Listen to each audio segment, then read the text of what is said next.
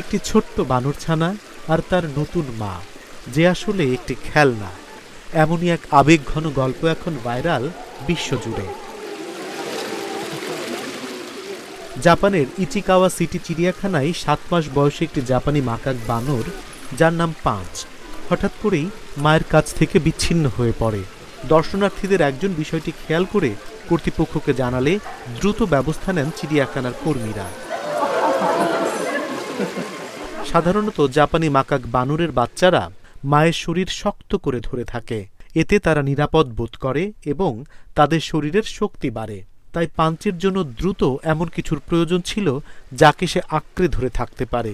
প্রথমে রোল করা তোয়ালে ও কিছু সফট টয় দিয়ে চেষ্টা করা হয়, কিন্তু শেষ পর্যন্ত আইকিয়ার কমলা রঙের বড় চোখওয়ালা একটি ওরাংওটাং পুতুলই পাঞ্চের পছন্দ হয়।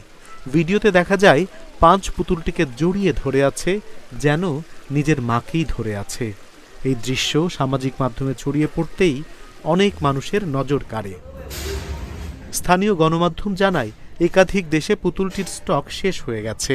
সিঙ্গাপুরের একটি আইকিয়া শাখার এক বিক্রয়কর্মী জানিয়েছেন, সোমবার থেকেই তাদের দোকানে পুতুলটির সবকটি কপি বিক্রি হয়ে গেছে।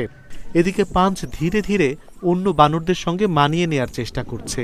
মাঝে কিছু অমিল দেখা গেলেও চিড়িয়াখানা কর্তৃপক্ষ বলছে এটি শেখারই একটি অংশ।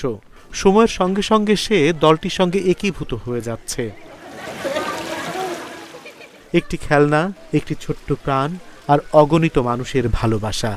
এই গল্পই প্রমাণ করে মমতা কখনো কখনো অপ্রত্যাশিত জায়গা থেকেও আসে।